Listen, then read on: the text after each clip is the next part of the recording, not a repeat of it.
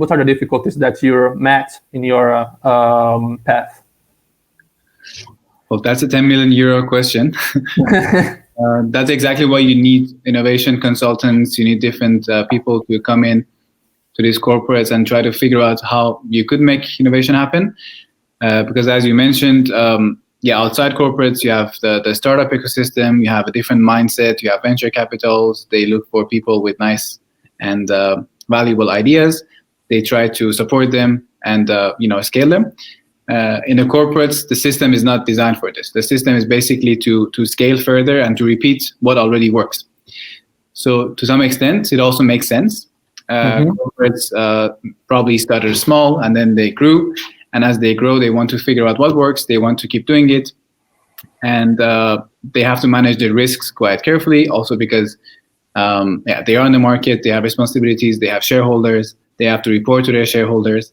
So it's definitely more complex than just being a startup with few people working on it, and it's basically you, right?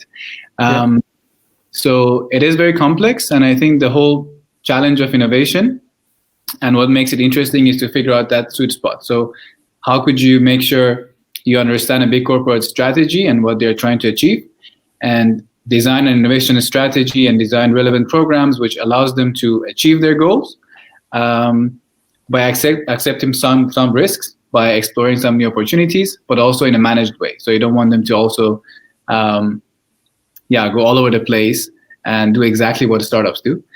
But it's really challenging because the mindset is different.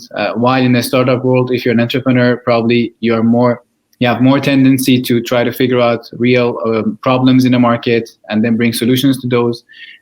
When you're a startup, you have more tendency to keep your eyes open, look at the existing trends, look at competition. You're more dynamic.